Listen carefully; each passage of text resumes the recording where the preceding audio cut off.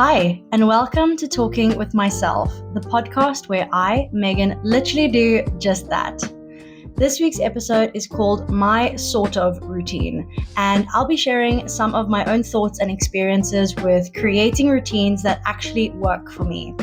I'm obviously not the first person to talk about routines, and I'm definitely not trying to reinvent the wheel here. I'm simply sharing what I've learned along the way, and if someone listening is able to take something from that, then I'm happy. Feel free to listen in and notice if anything resonates. One thing I noticed when I started living in my own space is how quickly you realize that you are now responsible for your own time and structure. There isn't a parent telling you when to do things, what you can and can't do, etc.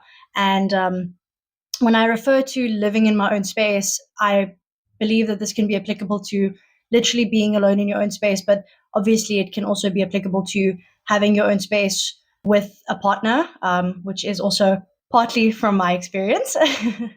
But because when you're living with parents or in a more structured environment, a lot of your routine already exists around you. But when you're on your own, you have to kind of create that structure yourself. And that's why routines have become important to me, not in a rigid way, but as a way to create an easy to follow layout for my day that works with me and most importantly, works for me. Having the perfect routine has become a really popular topic of conversation on social media. I see so many of these aesthetic TikToks or Instagram reels of people sharing their morning routines where they're getting up at 5 a.m., they're having a cup of lemon tea, doing their morning journal pages, going for a walk or to the gym, doing their skincare, and just looking like they have their whole life figured out before the sun has even come up. And that type of content is fun to watch and it can feel super motivating. I'll admit, I get sucked into watching those videos. As a wellness girl, I go down that rabbit hole and I feel ready to reinvent myself. But that's when I have to remind myself that this is still social media and this content is performative and often unrealistic. It is only showing the really good days and it's making it look like that is the norm. The reality is that the routine should fit your life, not the other way around. For example, if you're getting home really late from work or responsibilities, then waking up at 5 every day might not really be a fair expectation. But if you're scrolling mindlessly until 2 in the morning and then struggling to get up later on, then maybe it's time for a gentle reality check. Sorry if I'm calling anyone out, but this is a space for honesty. One of the biggest things I've realized is how much a good routine and lifestyle depends on sleep. Sleep is honestly one of the most underrated parts of creating a lasting routine. At university, especially during exam seasons, the default response from most students is often to pull all-nighters and sacrifice sleep in hopes to cram all the information in. But this is a huge mistake. And yes, I know of some people who genuinely believe that this strategy works for them. I still don't recommend it, and neither does psychology. Sleep is when the brain rests. Yes, now that's obvious, but it's also when short term memory moves to a more permanent long term storage, which is obviously very important when it comes to things like studying. Sleep also allows the brain to repair neural pathways, to stabilize emotions and moods. The brain even undergoes a sort of detox when sleeping that actually contributes to your immune system. So, in a way, not prioritizing sleep, like studying through the night, can actually be counterproductive and significantly affect your mental, emotional, and physical well being. Prioritizing sleep has become a game changer for me, not just while studying, but my general lifestyle as well. How much I sleep and how well I sleep affects several things, like I mentioned: energy levels, focus, mood. For instance, I know I can be incredibly miserable when I don't get enough sleep in. I don't think I'm very user friendly or a nice person to be around in those moments. But the thing is, sleep even affects how well I'm able to stick to my routines that I'm trying to build. When I started paying attention to my sleep and how it impacted my energy throughout the day, I realized that my best productivity and focus actually happens in certain natural windows. And this made me think of routines less as strict schedules and more as rhythms that aligned with my body and mind. Because rigid schedules can often feel constraining, whereas rhythms flow with how I actually operate. I don't know if anyone else has experienced this, but I don't like when my routines are set in stone. I don't like to feel like I'm monitoring every hour of my day. I can get easily frustrated if I create a mental schedule and I start falling behind. If a task takes longer than expected, it affects the pace of my day, and I feel like I'm constantly playing catch up.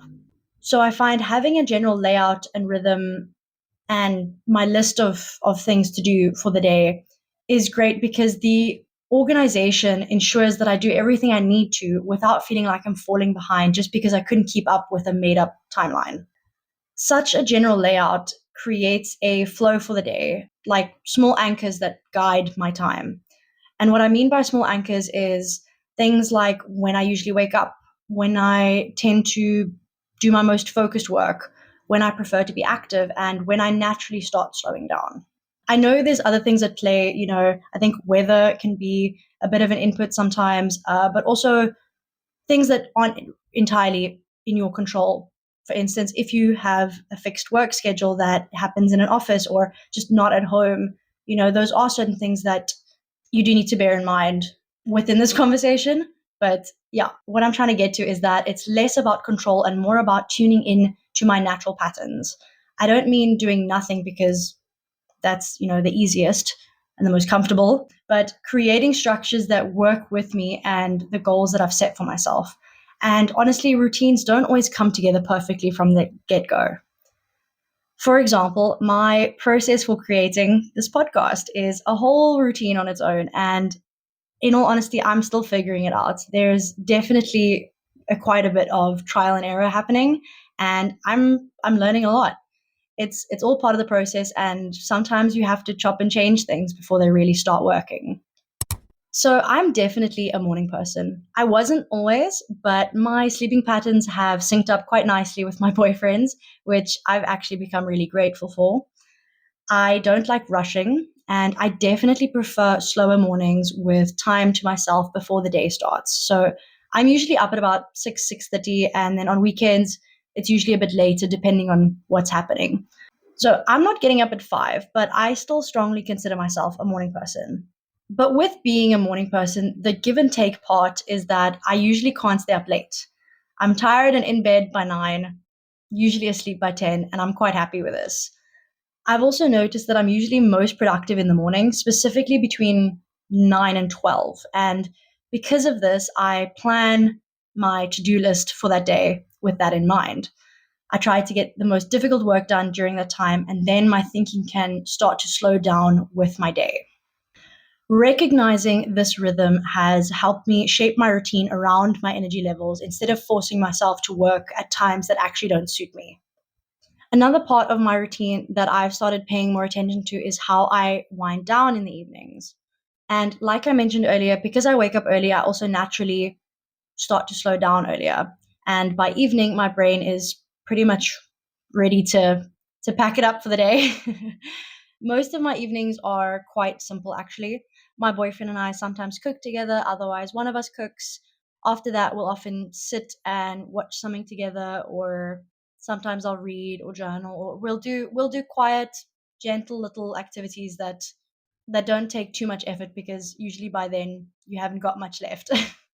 And I also really do try to read a few pages before going to sleep just to help my brain properly switch off before actually going to sleep. But I specifically use the word try because while I prefer to do this, I probably only do it about half the time. That is something I'm working on.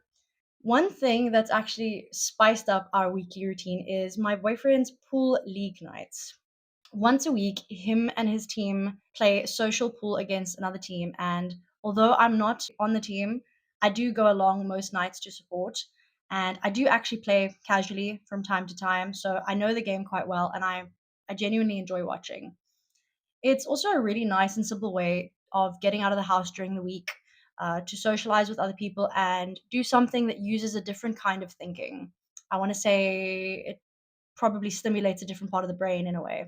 So instead of work or studying or stuff around the house, it's strategy, focus, like I said, socializing, and a bit of friendly competition. And I think little things like that are actually really important in routines as well. Moments that break the usual pattern just enough to keep life interesting. So my routine is also not the standard. For instance, with night owls, their routines will look quite different, and there's nothing wrong with that. If you acknowledge your natural productive rhythms, then there isn't necessarily a right or wrong way to do it. Like I already mentioned, I don't like rushing. I do not enjoy starting my day in a state of panic. Don't get me wrong, I love being productive and I really love the idea of doing as much as possible in a day and not letting the time pass me by. But I really love having enough time to ease into my day, have my morning coffee, maybe journal or read or do a short Pilates session. I'll also usually make breakfast after a while. Recently, I've also started reading Substack essays with my morning coffee, which I'm actually really enjoying. But I can't say it's like a strict rule yet, unlike my coffee, which is non-negotiable. Having that time in the morning feels like I'm claiming the day as my own, regardless of what needs to get done or where I need to go. I set the tone and I start the day on my terms. Now, routines are great for creating structure and helping us work towards our long term goals, but in the same breath, when routines become too repetitive, they can sometimes put us in a rut. And that's when days start blurring together a little bit. I'm not saying every day has to stand out, but sometimes I notice that I'm living on autopilot. I feel very uninspired. I get into my head a little bit and I possibly ruminate more than I should be instead of actually focusing on whatever task or activity I'm busy with. Breaks in a routine can be very small or unexpected. This is actually a really funny story. I don't know if anyone will really be interested in this, but one morning I sat and I watched my mom's two cats climbing a tree. Now, mind you, this was like watching an epic dramatic circus act. These cats were running up and down, and I was so worried one of them was going to fall out of the tree any minute. Don't worry, they're both fine. It's actually a daily occurrence, so I've been told. I think my nervous heart suffered the most damage. But anyways, this random moment added substance to my day and I genuinely felt energized. And it was nothing profound. It was simply the fact that it was out of the ordinary for what most of my days are like. Sometimes breaking routine just means being present long enough for something ordinary to become interesting. I think I think this is really important in today's world where our attention is constantly drawn to the most extreme or to whatever takes the least amount of thinking. So, yeah, they weren't lying when they said stop and smell the flowers every now and then. Or was it roses? I might be wrong, but you get what I'm saying. So, I think routines work best when they include both structure and flexibility. Structure grounds us and fosters discipline, which often takes us further than motivation can. And flexibility allows for space for curiosity, spontaneity, and rest. Flexibility is also sometimes necessary because you can't control every part of life. You can't plan for every scenario. And many times you simply have to deal with whatever it may be once it arises in the moment. Some mornings I wake up early and enjoy my routine, while other mornings I realize for whatever reason I just need a little more sleep. So I let myself take it. And I find that with honest balance, small deviations can actually make my routine feel more meaningful. If you're someone who struggles with routines and with staying consistent, firstly, I want to say that that's okay. I don't think it's possible to stay 100% consistent all the time. And that's the misconception I think social media very easily portrays in any sort of health and wellness motivational content. The videos we see make us believe that this is how that person lives their lives 24/7, 365. And I don't know, I don't think that's the case. I prefer to stay consistent because that's where progress in anything really grows. But I've also learned to give myself some grace in between when I notice that I'm maybe dipping out of my routine a little bit, and then notice when it's time to get back into the swing of things. But if you genuinely struggle with routines, maybe you need to ask yourself a few simple questions. Is the routine I'm trying to follow actually realistic for my circumstances? And is it fitting for the lifestyle I want to have? If you want to create a routine that works for you, then ask yourself, when do I naturally feel the most focused? What sets me up for a good, productive day? what habits actually support my well being and goals? I think a really big question to ask yourself once you have a decent routine but still struggle to stick to it is the routine just not for me, or am I not trying hard enough? Now, that last question might feel a bit harsh and intense, but in order to build an effective routine, you need to be honest with yourself. Look, at the end of the day, routines don't have to be perfect, and there's no one size fits all standard that's going to guarantee success. They all require a bit of trial and error, and they're not going to look the same. They just need to support the life you're actually living. I really think routines are just about creating rhythms that support you, that aren't performed, and that are as structured as you prefer them to be, but mainly that they make your days feel more intentional and they make you feel more grounded and present. And every now and then, it's nice to step out of our routine and experience something different.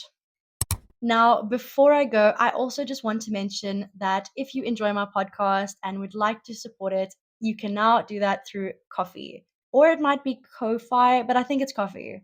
I'm not entirely sure about the pronunciation, but I do think it's Coffee. Anyways, you can find the link in the description below, and you can think of it like buying me a coffee, which really helps me to continue creating and sharing these conversations. Thank you so much for listening in. I hope something stayed with you, and if not, that's okay too. Please feel free to leave a comment with your thoughts on this episode, or if there's something you'd like to hear more about. And I hope you'll tune in for the next one. Bye.